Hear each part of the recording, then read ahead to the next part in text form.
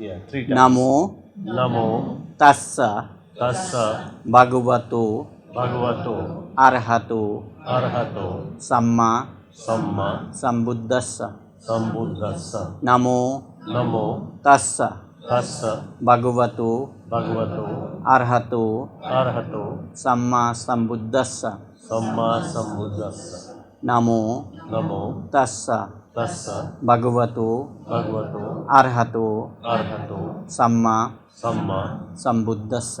संबुद्धस्स। तो ये जो है भगवान बुद्ध के प्रति नमस्कार है, जिसमें उनके 3 गुणों को हमने यहाँ प्रदर्शित किया है। भगवान ये बुद्ध जो हैं, या जो भी हम लोग जिसको सबसे ऊपर मानते हैं संसार से ऊपर, तो वो एक तो भगवान को माना गया है। तो भगवान जो है यहाँ राग द्वेष मोह से रहित को भगवान कहा गया है। बग रागो बग द्वेषो बग मोह। और फिर उसके बाद अरहत। अरहत जो है, अरि होता है दुश्मन और हत होता है नष्ट करना। तो जिसने अपने दुश्मन को नष्ट कर लिया है, तो साधना में दुश्मन जो है कोई और नहीं है, दुश्मन हमारे अंदर बैठे जो कलेश हैं वही दुश्मन है। तो उसको जिसने हटा दिया है वो अरहत हो जाएगा। और जो भगवान है, भगवान जो है राग द्वेष मोह, जिसमें सब नष्ट हो गया है, वो भगवान। और सम्मा संबुद्धस्स जो कहा है आपने, 3 गुण यहाँ गिनाया गया है। एक तो कहा कि भगवान है, एक कहा अरहत है, एक कहा कि सम्मा संबुद्ध है। वैसे असंख्य गुण हो सकते हैं, लेकिन यहाँ केवल जो 3 मुख्य गुण हैं उसको गिनाया गया है। तो सम्मा संबुद्ध होता है, बौद्धों में यह है कि बुद्ध जो है हमारे को बनना है। बुद्ध बाहर हो सकते हैं जो पहुंच चुके हैं अतीत के बुद्ध, लेकिन हम भी बुद्ध बन सकते हैं, क्योंकि हमारे अंदर जो है तथागत गोत्र नाम का एक विशेष क्वालिटी होता है, विशेष गुण होते हैं। तो उसके आधार पर सारे जितने भी क्रिएचर्स हैं, सत्व हैं, वो बुद्ध बन सकते हैं, स्वयं बन सकते हैं। तो सम्मा संबुद्धस्सा, अपने से, अपने प्रयत्न से हम बुद्ध बन सकते हैं। By our own efforts. तो अभी हम लोग 3 रत्नों की शरण के लिए पहले मैं बोलूँगा, तो उसके बाद आप लोग धीरे धीरे मेरे साथ जो है बोलेंगे। बुद्धं बुद्धं शरणं शरणं गच्छामि, गच्छामि, धम्मं धम्मं शरणं शरणं गच्छामि, गच्छामि, संघं संघं शरणं शरणं गच्छामि। गच्छामि। ये पहली बार धर्म के त्रिरत्न के शरण में पहली बार। अब दूसरी बार के लिए 3 बार जाना पड़ता है। तो दूसरी बार के लिए बुद्धं बुद्धं शरणं शरणं गच्छामि, गच्छामि, धम्मं धम्मं शरणं शरणं गच्छामि, गच्छामि, संघं संघं शरणं शरणं गच्छामि। गच्छामि। इसके बाद जो तीसरी बार जब हम लोग शरण लेंगे, तो वो जो है हम लोग त्रिरत्न शरण गमन कहते हैं। मतलब कि हम बुद्ध बनने के लिए जो हम चाहते हैं कि हमारा कोई गाइड करें, तो गाइड करने वाला ये 3 है। 3 रत्न बोलते हैं ना हम लोग, बुद्ध धर्म और संघ। तो उसको दूसरे दूसरे धर्मों में नाम अलग अलग दिया गया है, वही है। आपका क्रिश्चियन में ट्रिनिटी बोलते हैं, और हिंदू में भी वो है ही हैं, है ना, आपका ब्रह्मा विष्णु महेश या जो भी है। तो वो ऐसा ही है, नाम जो है अलग अलग हो सकते हैं, लेकिन यहाँ पर बुद्ध धर्म और संघ, ये 3 नाम दिया है। तो वो हम लोगों को बुद्ध बनने के लिए हमारी मदद करते हैं। तो ये 3 रत्न। तो अंतिम में हम लोग तीसरी बार शरण गमन के लिए हम लोग दोहराएंगे, बुद्धं शरणं गच्छामि, धम्मं शरणं गच्छामि, संघं शरणं गच्छामि।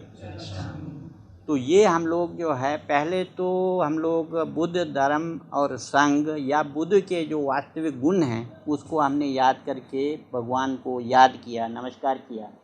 दूसरी बार में हम लोगों ने जो है, जो बौद्धों का मुख्य है, जिसके आधार पर ही सारे आगे की क्रियाएं शुरू होती हैं, तो वो 3 रत्न हैं, बुद्ध रत्न, धर्म रत्न और संघ रत्न। बुद्ध रत्न, उसके गुण आगे कहे गए हैं। बुद्ध किससे बुद्ध माने जाते हैं, तो उसके अंदर धर्म है, धर्म को ही हम लोग बुद्ध के धर्म जिसमें है वही बुद्ध बनता ना।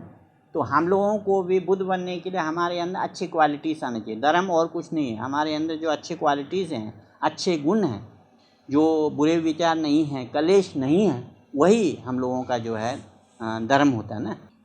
तीसरा जो है संघ है, जो आपको धर्म में प्रस्थापित करने के लिए या धर्म आपको प्राप्त कराने में जो मदद करता है, तो वो संघ है। जैसे हम लोग के यहाँ जो भिक्षु हैं उसको हम लोग संघ मानते हैं, और मुख्यतः जो विनय के अनुसार 4 अच्छे भिक्षु एकत्रित होते हैं, उसको हम लोग संघ मानते हैं, कम से कम 4। तो कुल मिला के जो संघ का सीधा अर्थ है, जो आपको सही धर्म को सिखा सकते हैं, वही संघ है। इसलिए फिर महायान में जाकर एक व्यक्ति भी संघ बनता है, क्योंकि संघ का सीधा अर्थ है जो आपको अंतिम पद प्राप्त करना है, उसको सिखा सकने वाला व्यक्ति।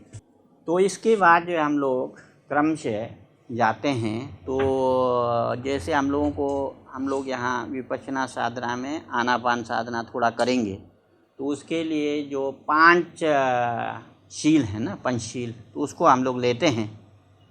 उसको जो है बहुत डीपली नहीं भी ले पाएँ तो कम से कम उसके प्रति श्रद्धा आप लोग रखेंगे। वैसे तो जैसे आप लोग 10 डेज़ कोर्स या करेंगे या जो वास्तविक साधना करेंगे तो पंचशील को बहुत स्ट्रिक्टली लेना पड़ता है, लेकिन यहाँ पर हम जानते नहीं आप लोग किस किस उससे हैं, तो उसमें जो है हम बताएंगे वो। तो उसको जो है पंचशील के प्रति श्रद्धा, हम लोग उसको पालन नहीं कर पाएँ भी, उसको श्रद्धा होना ज़रूरी है ना, क्योंकि वो अच्छे हैं ना, सारे विश्व के लिए अच्छा होता है। अगर पंचशील का पालन सब लोग करें तो पूरे विश्व में अपने आप शांति आ सकता है। तो उसको हम लोग लेंगे, है ना। तो उसको जो है हम लोग पंचशील लेने के लिए सब लोग जो है हाथ जोड़ेंगे।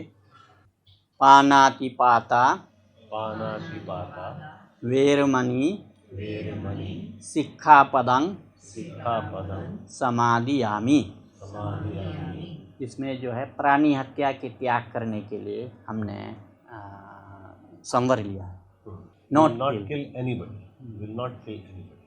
सारे जो सत्व हैं किसी की हम हत्या नहीं करेंगे। तो ये पहला शील है। This is the first one. Second में है अदिन्नादाना वेरमणि सिक्खापदं समादियामि। तो इसमें हम लोग चोरी नहीं करने का, अदिन्नादान होता है जो नहीं दिया गया उसको हम यूज़ नहीं करेंगे। तो उसमें अदिन्नादान का है जो नहीं दिया गया उसको हम अपने से लेंगे नहीं, उसके लिए हम वो करते हैं। तो सीधा बात है कि हम लोग चोरी नहीं करेंगे। और तीसरा में कामेषु मिच्छाचारा वेरमणि सिक्खापदं समादियामि। तीसरे में जो है हम लोग, क्योंकि सब लोग गृहस्थ हैं यहाँ, उसके लिए ये ज़रूरी है कि हम लोग जो है काम मिथ्याचार का त्याग करें। स्त्री पुरुष जैसे आपस में शादी किए हैं तो हम लोग संबंध बना सकते हैं, लेकिन पुरुष दूसरे स्त्री से संबंध नहीं बनाना है और स्त्री भी जो है दूसरे पुरुष से संबंध नहीं बनाना है, नहीं तो फिर काम मिथ्याचार का दोष आ जाएगा। तो उसको हम नहीं करेंगे, ये हम लोग पालन करेंगे। तो चौथा जो है मुसावादा वेरमणि सिक्खापदं समादियामि। मुसावादा झूठ बोलना, तो मैं झूठ नहीं बोलूँगा, ये हमने प्रण लिया है। We will never tell a lie. और अंत में सुरा मेरे मज्ज पमादठाना वेरमणि सिक्खापदं समादियामि। तो सुरा मेरे मज्ज पमादठाना, इसमें जो है जितने भी नशीली पदार्थ हैं उसको हम ग्रहण नहीं करेंगे, इसका हमने संवर लिया है। तो ये जो है हम लोग पंचशील ले लिए। तो इसमें क्रम है, सबसे पहले बुद्ध के गुणों को याद किया, दूसरे में हमने जो 3 रत्न हैं उनका जो है शरण में हमने शरण को ग्रहण किया, तीसरे में अगर हमको वास्तव में सुखी बनना है, अच्छा व्यक्ति बनना है, या हमको दुख ना हो, बिल्कुल दुख ना हो, उसको प्रयत्न करना है, तो ये पंचशील जो है बहुत महत्वपूर्ण है। तो इसको हमने लिया। अब इसके बाद हम लोग जो है, क्योंकि ये सब जितने भी हमारे अंदर जो दुख आते हैं वो हम लोग वास्तविक अवस्था को नहीं जानने से हम लोग जो है वो करते हैं ना, दुख जो है होता है। तो उसको जानने के लिए ज़रूरी है कि हमारे अंदर जो है प्रज्ञा जागे, विवेक जागे। तो उसके लिए हम लोग साधना करेंगे। तो साधना में जो बौद्धों में विपश्यना साधना बहुत प्रसिद्ध है। तो विपश्यना साधना, विपश्यना का सीधा सीधा अर्थ है कि हम लोग वस्तु को अपने जो स्वभाव है उसी रूप में देखना। विशेषेण पश्यति, विशेष रूप से जो देखता है, विशेष रूप से क्या, जो उसका गुण है उसको देखता है, वास्तविक स्वरूप को देखता है, उसको हम लोग विपश्यना कहते हैं। तो उसके लिए, क्योंकि विपश्यना तो मूल उद्देश्य है, हम लोगों को प्राप्त करना है प्रज्ञा, प्रज्ञा को ही विपश्यना भी बोल रहे हैं। तो उसको प्राप्त करने के लिए जो सबसे पहला चरण है, तो हम लोग 2-3 चरण पहले चले गए, उसको करने के बाद जो है हम लोगों का विपश्यना करने के लिए पहला चरण जो है आनापान साधना है। तो आनापान साधना बहुत सिंपल साधना है, बहुत कठिन नहीं है। उसमें सबसे पहले हम लोग जो बैठ रहे हैं, जो आसन है सिटिंग पोस्चर, उसको जानना चाहिए। उसमें कोई बहुत ज़रूरी नहीं कि आप जो है पद्मासन में बैठ जाएं, अर्ध पद्मासन में बैठ जाएं, लेकिन आप लोग जैसे बैठे हैं वैसे ही बैठ सकते हैं। अगर बैठ सकते हैं तो ठीक है, उसमें वज्रासन भी बैठ सकते हैं, अर्ध पद्मासन भी बैठ सकते हैं। तो नहीं तो जैसे आप लोग बैठे हैं वैसे बैठें, तो उसमें बैठें। और हम लोग जब साधना करेंगे, साधना बहुत सिंपल है।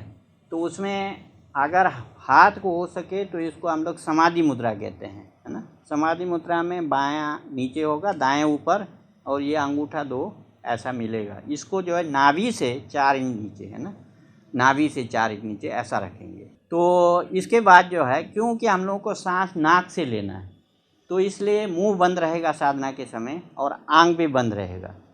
मुंह और आंख दोनों बंद करना है। तो सांस जो है नाक से आएगी, नाक से आते जाते सांस पर ही आपका पूरा मन जो है फोकस होना चाहिए। बस आया सांस, गया सांस, दाएं है बाएं है, जैसा भी हो, केवल उसी को जानते रहना है।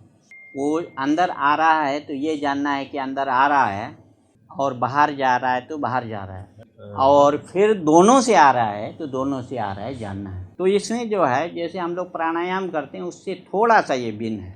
प्राणायाम में हम लोग सायास सांस लेते हैं ना, उसको दाएं से लेके बाएं से निकालना, बाएं से लेके दाएं से निकालना, हम लोग प्राणायाम में ऐसा करते हैं, आप लोग किए होंगे।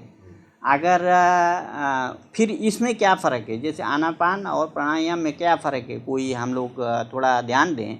तो प्राणायाम और आनापान में, आनापान जो है सहज साधना है, इसमें हम लोग सायास नहीं, बाएं को दाएं करने की कोशिश नहीं करेंगे, दाएं को बाएं करने की कोशिश नहीं करेंगे। जो स्वाभाविक रूप से सांस आ रहा है, चाहे वो दाएं हो बाएं हो, दोनों से हो, बस उसी को जानने की कोशिश करेंगे।